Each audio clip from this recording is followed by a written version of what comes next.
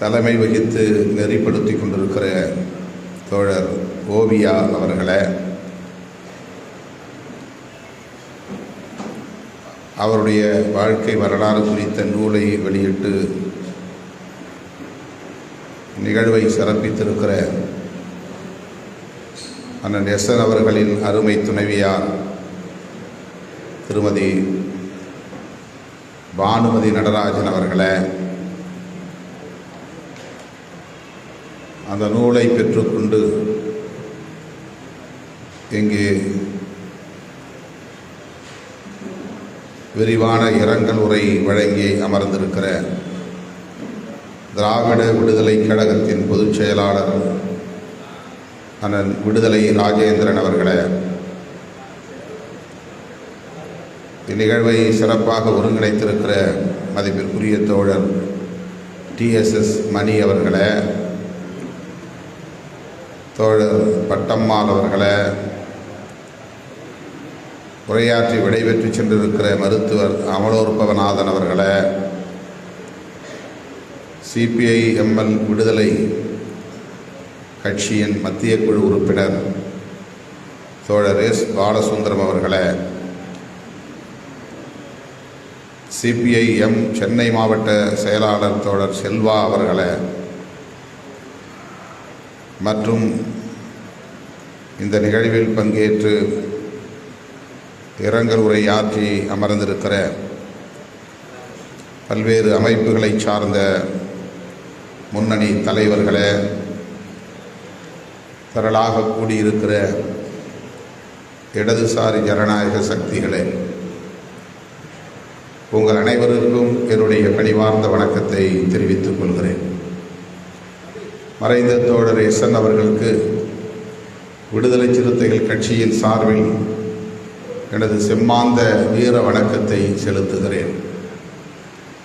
நான் அவர் காலமான தகவலை அறிந்து மிகவும் அதிர்ச்சி அடைந்தேன். அப்போது ஊரில் இல்லை, தமிழ்நாட்டை தாண்டி வெளியில் வேறு மாநிலத்தில் ஒப்புக்கொண்ட நிகழ்ச்சியில் இருந்தேன். தொலைபேசி வாயிலாக அவருடைய குடும்பத்தினரோடு தொடர்பு கொண்டு என்னுடைய ஆறுதலை தெரிவித்தேன், இரங்கலை தெரிவித்தேன். என்றாலும் கூட அவருடைய திருவுடலுக்கு மலர் வளையம் வைத்து அஞ்சலி செலுத்த இயலவில்லையே என்கிற ஒரு குற்ற உணர்வு எனக்குள் இருக்கிறது. இன்றைக்கு அவருடைய திருவுருவப் படத்தை திறந்து வைத்ததன் மூலம் சற்று ஆறுதல் அடைகிறேன். என் மீதும் விடுதலை சிறுத்தைகள் கட்சியின் மீதும்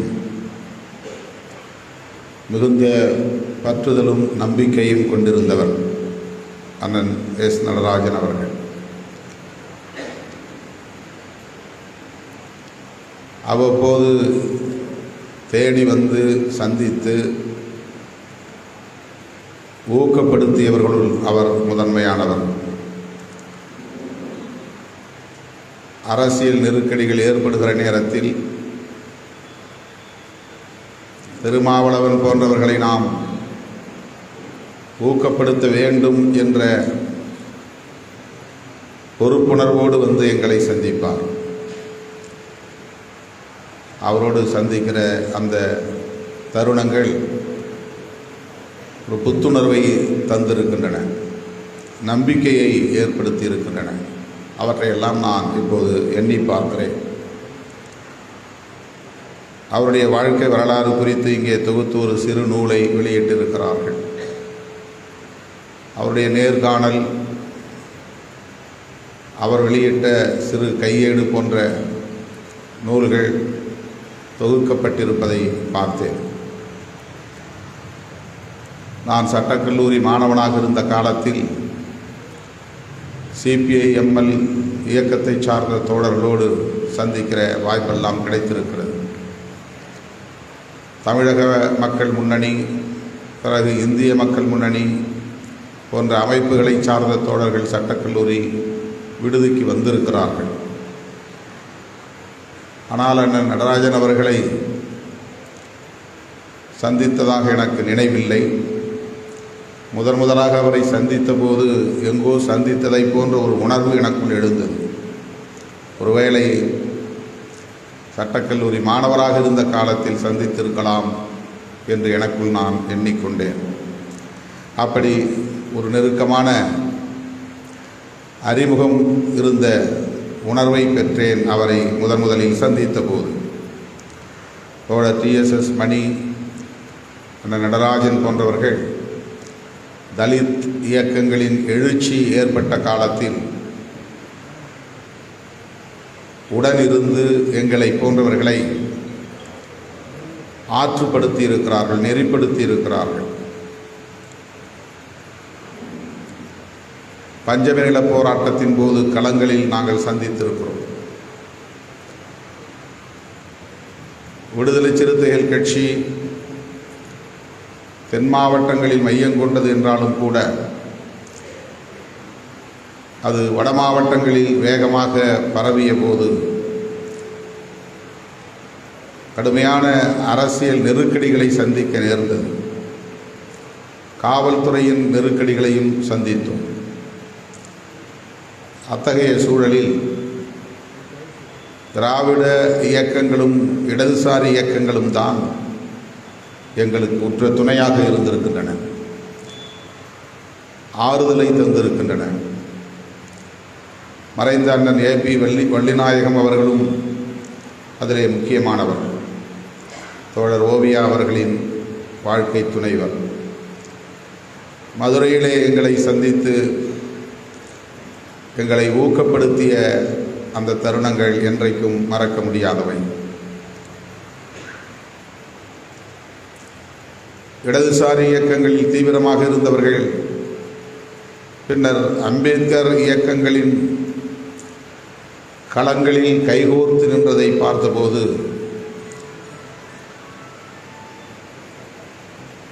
ஒரு நம்பிக்கையை பெற முடிந்தது. பொதுவாக அம்பேத்கர் இயக்கங்களை சாதிய இயக்கங்களாக பார்த்து புறந்தள்ளிய காலம் ஒன்று உண்டு. அந்த இயக்கங்களை ஊக்கப்படுத்தாமல் கடுமையாக விமர்சித்த காலங்கள் உண்டு. அதன் மூலம் அம்பேத்கர் இயக்கங்கள் தனிமைப்பட்டு சுருங்கி போன வரலாறும் உண்டு.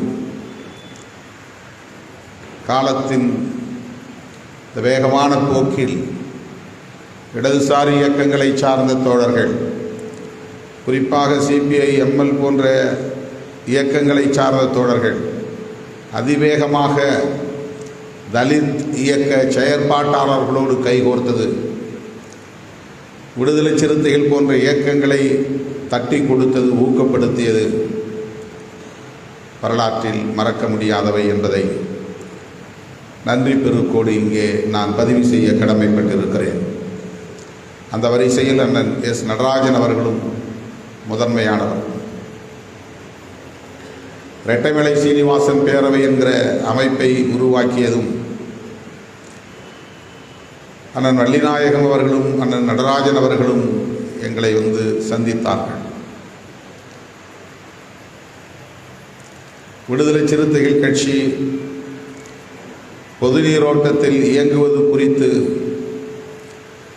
இன்னும் தீவிரமாக செயல் திட்டங்களை வரையறுக்க வேண்டிய தேவையை குறித்து விரிவாக கருத்துக்களை பகிர்ந்து கொண்டதும் எனக்கு நன்றாக நினைவிருக்கிறது. இந்த நூலை படித்து கொண்டிருந்த போது அதில் உள்ள பல பெயர்களை நான் நினைவுக்கு கொண்டு வர முடிந்தது. அவர்களெல்லாம் CPI ML இயக்கத்தின் தீவிரமான செயற்பாட்டாளர்களாக இருந்திருக்கிறார்கள். அதனால்தான் அவர்கள் நம் மீது இந்த ஒரு கரிசனமான பார்வையை கொண்டிருந்தார்கள் என்பதை அறிய முடிந்தது. இன்றைக்கு இடதுசாரி அரசியலின் முக்கியத்துவம் உணரப்படுகிறது. இடதுசாரி அரசியல் என்றால் கம்யூனிஸ்ட் கட்சிகளின் அரசியல் என்று நாம் சுருக்கி பார்த்துவிடக்கூடாது. இடதுசாரி அரசியல் என்பது திராவிட அரசியலும் இணைந்ததுதான். இடதுசாரி அரசியல் என்பது அம்பேத்கர் முன்வைத்த அரசியலும் இணைந்ததுதான். இடதுசாரி அரசியல் என்பது இந்திய மண்ணை பொறுத்தவரையில் அண்ணன் விடுதலை ராஜேந்திரன் அவர்கள் பதிவு செய்த சனாதன எதிர்ப்பு அரசியல்தான். சனாதன எதிர்ப்பு என்பது வலதுசாரிகளுக்கு எதிரான ஒரு அரசியல். இந்த தேவை இன்றைக்கு இளம் தலைமுறையினரால் வெகுவாக உணரப்படுகிறது. தேடி தேடி இளைஞர்கள் பெரியாரையும் அம்பேத்கரையும் மாமேதை மார்க்ஸையும் பயிலுகிறார்கள், படிக்கிறார்கள், விரிவாக விவாதிக்கிறார்கள் என்பதை இன்றைக்கு நாம் காண முடிகிறது. சமூக ஊடகங்களில் அவற்றை உணர முடிகிறது. ஆகவேதான் வலதுசாரி இயக்கங்களை சார்ந்தவர்கள் இடதுசாரி அரசியலை ஒழித்து கட்ட வேண்டும் என்பதிலே தீவிரமாக இருக்கிறார்கள். இடதுசாரி அரசியலுக்கான தேவையை எப்படி இன்றைக்கு நாம் உணரத் தொடங்கியிருக்கிறோம் என்றால், RSS போன்ற வலதுசாரிகள் நாளுக்கு நாள் வலிமை பெற்று வருவதும் அதற்கு ஒரு காரணம். அவர்கள் வலிமை பெறுவதற்கு தேர்தல் நடைமுறை ஒரு காரணமாக இருக்கிறது. எலக்டோரல் சிஸ்டம், இந்த தேர்தல் நடைமுறை ஒரு காரணமாக இருக்கிறது. அவர்கள் கோட்பாட்டு அளவிலே மக்களை வென்றெடுத்து விட்டார்கள் என்று சொல்ல முடியாது. சூது சூழ்ச்சிகளால் மக்களை வீழ்த்தி இருக்கிறார்கள். ஆட்சி அதிகாரத்தை கைப்பற்றி அதன் மூலம் வலிமை பெற்றதான ஒரு தோற்றத்தை உருவாக்கி இருக்கிறார்கள். அதுதான் உண்மை. இடதுசாரி அரசியல் கோட்பாட்டளவிலே வலிமையோடு இருக்கிறது. வலதுசாரி அரசியல் தேர்தல் களத்தில் வலிமையோடு இருக்கிறது. தேர்தல் களத்தில் வெற்றி பெறுகிறவர்கள் எல்லாம் கோட்பாட்டளவிலே வெற்றி பெற்றவர்கள் என்று பொருள் இல்லை. ஆகவே வலதுசாரி அரசியல் இங்கே வலிமை பெற்றிருப்பது அரசியல் அதிகார களத்திலே தான், ஆட்சி அதிகார களத்தில்தான், தேர்தல் களத்தில்தான். இந்த நிலையில் இந்திய மண்ணில் நெடுங்காலமாக நடைபெற்று கொண்டிருக்கிற இந்த கோட்பாட்டு யுத்தத்தை நாம் புரிந்து கொள்ள வேண்டிய தேவை இருக்கிறது. புத்தருடைய காலத்திலிருந்து தொடங்கிய யுத்தம் இந்த யுத்தம். சனாதன எதிர்ப்பு என்பது புத்தர் காலத்திலிருந்து தொடங்கி இருக்கிறது. அண்ணன் விடுதலை ராஜேந்திரன் அவர்கள் சொன்னதைப் போல பெரியாரை போல் கௌதம புத்தர் கடவுள் மறுப்பை உயர்த்தி பேசவில்லை. ஆனால் பெரியார் என்ன கருத்துக்களை பேசினாரோ அதைத்தான் 2500 ஆண்டுகளுக்கு முன்னால் கௌதம புத்தரும் பேசியிருக்கிறார். சுதந்திரம், சமத்துவம், சகோதரத்துவம் என்பதுதான் பௌத்தத்தின் அடிப்படை. அதுதான் புரட்சியாளர் அம்பேத்கரின் வேட்கை. அதுதான் தந்தை பெரியாரின் இலக்கு. மார்க்சியமும் அதைத்தான் சொல்லுகிறது. ஆதிக்கம், ஒடுக்குமுறை, சுரண்டல் ஆகியவற்றை அழித்தொழிக்க வேண்டும். அனைவருக்கும் சுதந்திரம், சமத்துவம், சகோதரத்துவம் கிட்ட வேண்டும். தொழிலாளர் வர்க்கம் மீட்சி பெற வேண்டும். இதுதான் மார்க்சியத்தின் இலக்குகளாக இருக்கின்றன. எனவே அம்பேத்கர் பேசுகிற அரசியலும் பெரியாருடைய அரசியலும் மாமேதை மார்க்சின் அரசியலும் இடதுசாரி அரசியல்தான் என்பதை நாம் முதலில் ஒப்புக்கொள்ள வேண்டும், ஏற்றுக்கொள்ள வேண்டும். அதை மேலும் மேலும் வலுப்படுத்துவதற்குரிய செயல் திட்டங்களை வரையறுக்க வேண்டும். தேர்தல் களத்தில் தலித்துகளை எவ்வாறு வளைத்து போடுவது, அவர்களை வீழ்த்துவது என்கிற சூழ்ச்சியை வலதுசாரிகள் கற்று வைத்திருக்கிறார்கள், கற்று தேர்ந்திருக்கிறார்கள். அதனால்தான் அம்பேத்கர் இயக்கங்கள் எல்லாம் RSS பிஜேபியோடு இணக்கமாக இருக்கக்கூடிய சூழல் உருவாகி இருக்கிறது. இடதுசாரி இயக்கங்கள் அம்பேத்கர் இயக்கங்களோடு ஒரு உறவை வளர்த்துக் கொள்வதிலேயே நீண்டகால தயக்கத்தை கொண்டிருந்தது. உறவையை ஏற்படுத்திக் கொள்ளவில்லை. அம்பேத்கர் இயக்கங்களோடு உறவாடுவதையே கூட பிற்போக்காக கருதுகிற ஒரு நிலை இங்கே இருந்தது. அம்பேத்கர் இயக்கங்களோடு உறவாட வேண்டும், அந்த இயக்கங்களில் ஊடுருவ வேண்டும், அந்த இயக்கங்களை அரசியல்படுத்த வேண்டும், அந்த இயக்கங்களை மக்கள் அமைப்புகளாக வலுப்படுத்த வேண்டும் என்கிற தேவையை உணர்ந்து அம்பேத்கர் இயக்கங்களோடு இறுக்கமான உறவை ஏற்படுத்தி கொண்டிருக்க வேண்டிய பொறுப்பு இடதுசாரிகளுக்கானது. ராம்விலாஸ் பாஸ்வானை, ராம்தாஸ் அத்வைலே அவர்களை, மாயாவதி அவர்களை, கத்தி பத்மாராவ் அவர்களை, இப்படி நாம் அடுக்கிக் கொண்டே போகலாம். இவர்களை எல்லாம் பிஜேபி தலைவர்கள் எத்தனை முறை சந்தித்திருக்கிறார்கள், இடதுசாரி கட்சி தலைவர்கள் எத்தனை முறை சந்தித்திருக்கிறார்கள். தேர்தல் லாபத்திற்காக அவர்கள் சந்தித்தார்கள், அது அவர்களின் நோக்கம். சமூக மாற்றத்திற்காக நாம் சந்திக்க வேண்டும் என்கிற அளவிலாவது சந்தித்திருக்க வேண்டும். ஆனால் அது ஒரு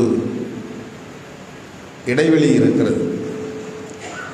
இடதுசாரி இயக்கங்களுக்கும் அம்பேத்கர் இயக்கங்களுக்கும் உள்ள இடைவெளியை குறைக்க வேண்டிய தேவை இருக்கிறது.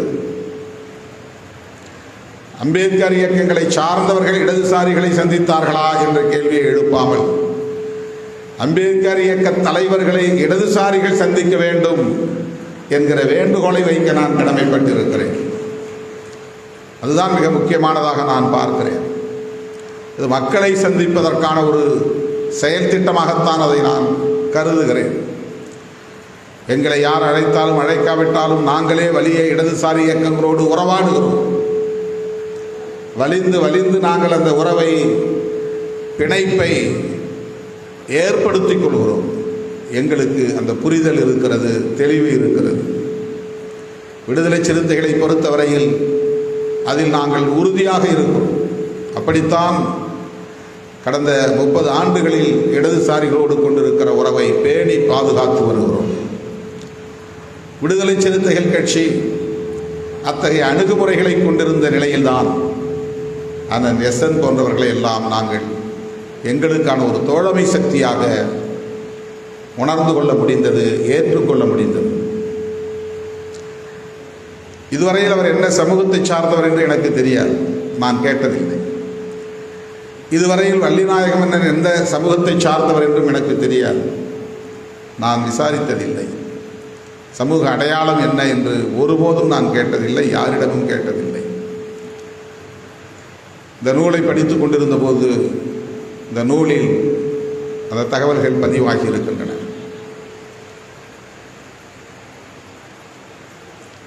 அவர்களுக்கு அந்த வேட்கை இருந்ததால் தான் பஞ்சமி நில மீட்பு போராட்ட களத்திலே எங்களோடு நிற்க முடிந்தது. நாங்களும் அவர்களோடு கைகோர்த்து நிற்க முடிந்தது. இடதுசாரிகள் அந்த களத்தில் நிற்காமல் இருந்திருந்தால் அந்த போராட்டம் அவ்வளவு பெரிய வீச்சை பெற்றிருக்காது.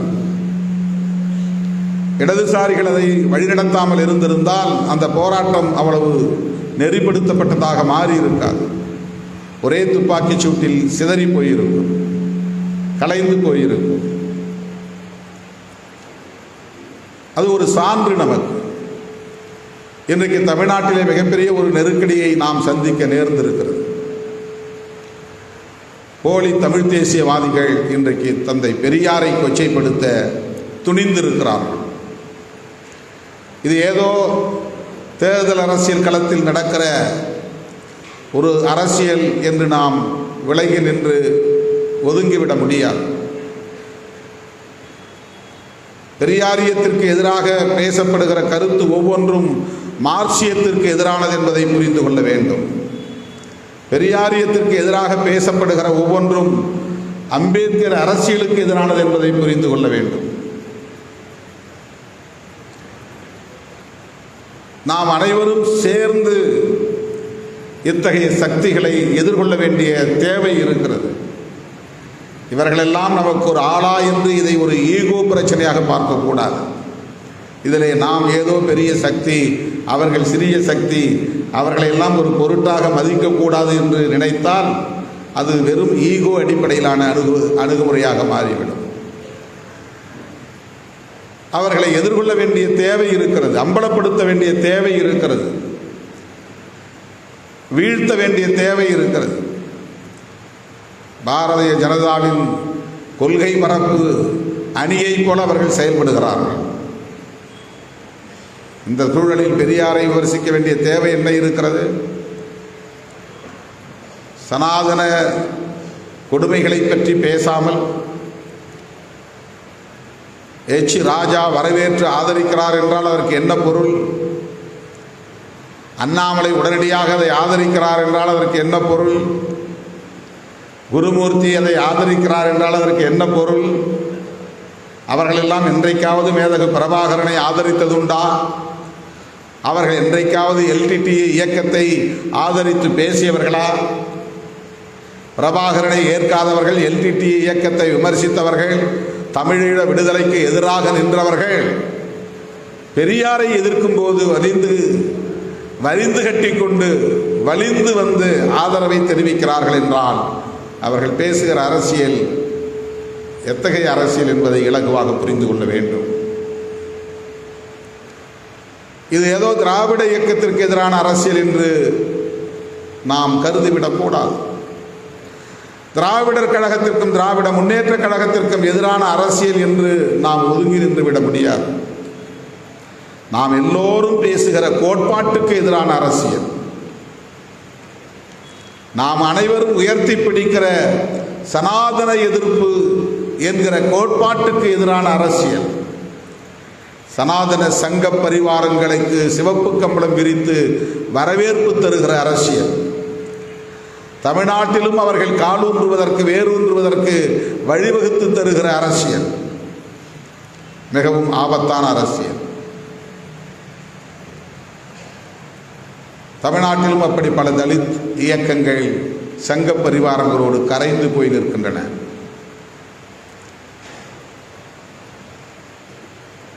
அண்மையில் விடுதலை சிறுத்தைகள் குறித்து பல விவாதங்கள் நடந்ததை நீங்கள் அறிவீர்கள். அந்த நேரத்தில் நான் எத்தகைய நெருக்கடிகளை எல்லாம் சந்தித்தேன் என்பது எனக்கு மட்டும்தான் தெரியும். என்னை சுற்றி என்ன நடந்தது என்பது எனக்கு மட்டுமே தெரியும்.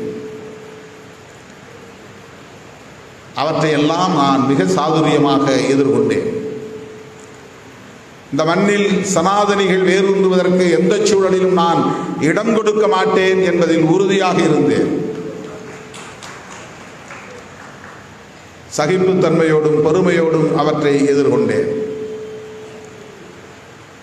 தொலைநோக்கு பார்வையோடு அவற்றை நான் அணுகினேன். இறுதியாக அதற்கு ஒரு முற்றுப்புள்ளி வைத்தேன். இன்றைக்கு அந்த விவாதமே நடைபெறவில்லை. இது எனக்கான ஒரு செய்தி என்று நான் சொல்லவில்லை, என்னை பற்றிய செய்தி என்று சொல்லவில்லை. இங்கே நடக்கிற யுத்தத்தில் நான் எதிர்கொண்ட அனுபவத்தை பகிர்ந்து கொள்ளுகிறேன். ஒவ்வொருவரும் அவ்வாறு நாம் எதிர்கொள்ள வேண்டிய ஒரு நெருக்கடியில் நின்று கொண்டிருக்கிறோம். அண்ணன் எஸ்என் போன்றவர்கள் இன்றைக்கு நல்ல உடல்நல ஆரோக்கியத்தோடு நம்மோடு இருந்திருந்தால், உயிரோடு இருந்து நல்ல ஆரோக்கியத்தோடு இருந்திருந்தால் இத்தகைய சூழலில் அவரால் பொறுமையாக இருக்க முடியாது. எங்கள் அலுவலகத்தை தேடி வந்திருப்பார், ஆலோசனைகள் தந்திருப்பார். அப்படிப்பட்ட ஒரு இயல்பான போர்க்குணம் அவரிடத்திலே உண்டு. கொள்கைகளுக்கு நேர் எதிரான செயற்பாடுகள் எவையாக இருந்தாலும் அவற்றை உடனே எதிர்கொள்ள வேண்டும், வீழ்த்த வேண்டும் என்கிற ஒரு பதைப்பு அவரிடத்திலே இயல்பாக இருந்ததை என்னால் அவ்வப்போது காண முடிந்திருக்கிறது. ஆகவே ஒரு போராளியை நாம் இழந்திருக்கிறோம். ஒரு தொழிலாளியாக தன்னுடைய வாழ்க்கையை சென்னையிலே தொடங்கியவர் ஒரு தொழிற்சங்க தலைவராக உயர்ந்து இடதுசாரி அரசியலை இந்த மண்ணிலே வளர்த்தெடுப்பதில் ஒரு பெரிய பங்களிப்பை செலுத்தி